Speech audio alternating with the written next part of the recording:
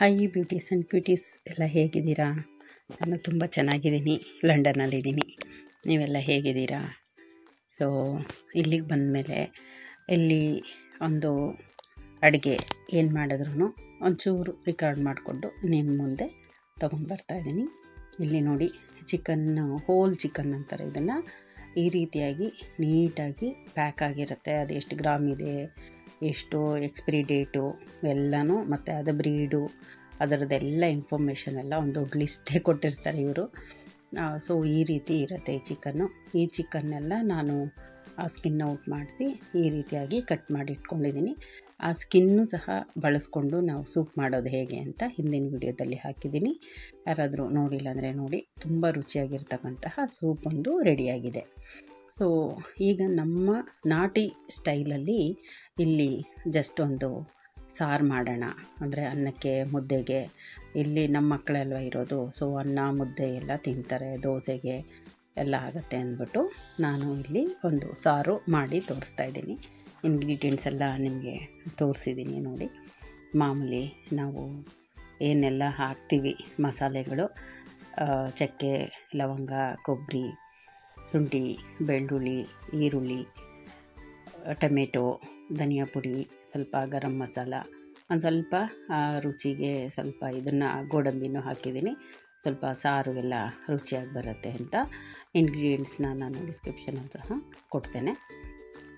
So ಅದನ್ನೆಲ್ಲ ಮಾಮೂಲಿ ರುಬ್ಬಿಟ್ಟು ಒಗ್ಗರಣೆಗೆ ಸ್ವಲ್ಪ ಹಸಿಮೆಣಸಿನ್ಕಾಯಿ ಹಾಕ್ತೀನಿ, ಈರುಳ್ಳಿ, ಶುಂಠಿ ಬೆಳ್ಳುಳ್ಳಿ ಪೇಸ್ಟು, ಸ್ವಲ್ಪ ಕರಿಬೇವು ಹಾಕ್ಕೊಳ್ಳಿ, ಚೆನ್ನಾಗಿರುತ್ತೆ. ಇದು ನಮ್ಮ ಯಜಮಾನ್ರ ಸ್ಟೈಲು, ಅದು ತುಂಬ ಟೇಸ್ಟ್ ಕೊಡುತ್ತೆ ಅಂತ. ಕರಿಬೇವು ಒಳ್ಳೆ ಫ್ಲೇವರ್ ಕೊಡುತ್ತೆ. ಯಾರೂ ಸ್ವಲ್ಪ ನಾನ್ ವೆಜ್ಗೆ ಕರಿಬೇವು ಹಾಕಲ್ಲ, ಹಾಕಿ ನೋಡಿ ಹೇಗೆ ಬರುತ್ತೆ ಅಂತ ಹೇಳಿ, ಓಕೆನಾ. ಮತ್ತು ಚಿಕನ್ನು ತುಂಬ ಇಲ್ಲಿ ಟೆಂಡರ್ ಆಗಿರುತ್ತೆ, ತುಂಬ ಎಳೆದಿರುತ್ತೆ. ನೀವು ಡೈರೆಕ್ಟಾಗೇ ಮಾಡ್ಬೋದು, ಆದರೂ ನಾನು ಕುಕ್ಕರಲ್ಲಿ ಕೂಗಿಸ್ತೀನಿ. ಈಗ ನಮ್ಮ ಕಡೆ ಅಂದರೆ ಒಂದು 3 ವಿಷಲ್ ಹಾಕಬೇಕು, ಅದು ಗಟ್ಟಿ ಇರುತ್ತೆ ಅಂತಾರಲ್ಲ, ಇದು ತುಂಬ ಸಾಫ್ಟ್ ಇರುತ್ತೆ. ಬರೀ ಫ್ರೈ ಮಾಡಿ ಒಂದು 5 ನಿಮಿಷ ಕುಕ್ ಮಾಡಿದ್ರೇ ಡೈರೆಕ್ಟಾಗಿ ಕುಕ್ ಆಗಿಬಿಡುತ್ತೆ, ಆ ರೀತಿ ಇರುತ್ತೆ. ಸೊ ನಾನು ಕುಕ್ಕರಲ್ಲೇ ಹಾಕಿ ಒಗ್ಗರಣೆ ಮಾಡಿ, ಒಗ್ಗರಣೆಯಲ್ಲಿ ನೀರು ಸುಂಡೋಗೋವರೆಗೂ, ನಮಗೆ ಹಸಿ ವಾಸನೆ ಅನ್ನೋದೊಂದು ಇರುತ್ತಲ್ವ, ಸುಂಡೋಗೋವರೆಗೂ ಚೆನ್ನಾಗಿ ಫ್ರೈ ಮಾಡಿ ನಂತರ ಈ ಮಸಾಲೆನೆಲ್ಲ ಹಾಕಿ ಸ್ವಲ್ಪ ತೆಳ್ಳಗೆ ಮಾಡ್ತಾಯಿದ್ದೀನಿ. ತೆಳ್ಳಗೆ ಮಾಡೋದ್ರಿಂದ ಏನಾಗುತ್ತೆ ಅಂದರೆ, ಆ ಮಕ್ಕಳು ಸ್ವಲ್ಪ ದೋಸೆ ಮಾಡಿಕೊಂಡು ಆ ದೋಸೆ ಮೇಲೆ ಇದನ್ನು ಹಾಕ್ಕೊಂಡು, ಆ ರಸದ ಥರ ಇರುತ್ತಲ್ಲ, ಹಾಕ್ಕೊಂಡು ತಿಂದರೆ ತುಂಬ ರುಚಿಯಾಗಿರುತ್ತೆ. ಹಾಗೆ ಅನ್ನಕ್ಕೆ ಕಲಿಸ್ಕೊಳ್ಳೋಕ್ಕೆ ಚೆನ್ನಾಗಿರುತ್ತೆ ಅಂತ ಈ ಮೆಥಡಲ್ಲಿ ಮಾಡ್ತಾಯಿದ್ದೀನಿ. ನೀವು ಈ ಮೆಥಡಲ್ಲಿ ಒಂದು ಸತಿ ಟ್ರೈ ಮಾಡಿ. ತುಂಬ ಗಟ್ಟಿಗೆ ಮಾಡೋದಕ್ಕಿಂತ ತೆಳ್ಳಗೆ ಮಾಡಿದ್ರೆ ಅನ್ನಕ್ಕೆ ಮತ್ತು ದೋಸೆಗಂತೂ ತುಂಬ ಚೆನ್ನಾಗಿರುತ್ತೆ, ಜೊತೆಗೆ ಇಡ್ಲಿಗೂ ತುಂಬ ಚೆನ್ನಾಗಿರುತ್ತೆ. ಹಾಗಾಗಿ ತೆಳ್ಳಗೆ ಮಾಡ್ತಾಯಿದ್ದೀನಿ.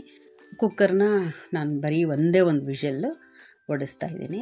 ಆಮೇಲೆ ಸಾರು, ರುಚಿಯಾಗಿರ್ತಕ್ಕಂತಹ ಸಾರು ರೆಡಿಯಾಗಿರುತ್ತೆ. ನೀವು ಸಹ ಈ ಮೆಥಡಲ್ಲಿ ಟ್ರೈ ಮಾಡಿ, ಹೇಗೆ ಬಂತು ಅಂತ ಕಾಮೆಂಟ್ ಮಾಡಿ. ಹಾಗೆ ಸಂಪೂರ್ಣ ವಿಡಿಯೋ ನೋಡೋದಕ್ಕೆ thank you so much. Subscribe ಮಾಡೋದು ಮಾತ್ರ ಮರಿಬೇಡಿ. ಹಾಗೆ ಪಕ್ಕದಲ್ಲಿರ್ತಕ್ಕಂಥ ಬೆಲ್ ಐಕನ್ ಸಹ ಕ್ಲಿಕ್ ಮಾಡಿ, ನನ್ನ ವಿಡಿಯೋಗಳು ನಿಮಗೆ ಶೀಘ್ರ ತಲುಪೋದಕ್ಕೆ ಅವಕಾಶ ಆಗುತ್ತೆ. ಮತ್ತು ಫ್ರೆಂಡ್ಸ್ ನೋಡಿ, ಈ ರೀತಿ ಒಂದು ವಿಷಲ್ ಆದಮೇಲೆ ಸಾರು ನೋಡಿ ಹೆಂಗೆ ರೆಡಿಯಾಗಿದೆ. ಎಣ್ಣೆ ಎಲ್ಲ ಸ್ವಲ್ಪ ಸೈಡಿಗೆ ಬಂದಿರುತ್ತೆ, ಸೊ ಒಳ್ಳೆ ಫ್ಲೇವರ್ ಬರ್ತಾಯಿದೆ. ಇದನ್ನು ನೀವು ಯಾವ ರೀತಿ ತಿಂತೀರಾ ಅನ್ನೋದನ್ನು ಕಾಮೆಂಟ್ ಮಾಡಿ. ಯಾಕಂದರೆ ನಾನು ವೆಜಿಟೇರಿಯನ್ನು, ನಿಮಗೆಲ್ಲ ಗೊತ್ತೇ ಇದೆ. ಸೊ ನಾನ್ ವೆಜ್ ಸಹ ಮಾಡ್ತೀನಿ, ಮಕ್ಕಳಿಗೆ, ಮೊಮ್ಮಕ್ಕಳಿಗೆ, ಮನೆಯವ್ರಿಗೆ, ಮಗನಿಗೆ, ಹಳೆಯನಿಗೆ ಎಲ್ಲರಿಗೂ ಬೇಕಲ್ಲ. ಹಾಗಾಗಿ ನಾನು ನಾನ್ ವೆಜ್ ಸಹ ಮಾಡ್ತೀನಿ. ಹೇಗಿದೆ ಅನ್ನೋದನ್ನು ಕಾಮೆಂಟ್ ಮಾಡಿ. ಹಾಗೆ ನಿಮ್ಮ ಪ್ರೀತಿ ವಿಶ್ವಾಸ ಹೀಗೆ ಇರಲಿ. ನಮಸ್ತೆ, ಬಾಯ್ ಬಾಯ್, ಟೇಕ್ ಕೇರ್.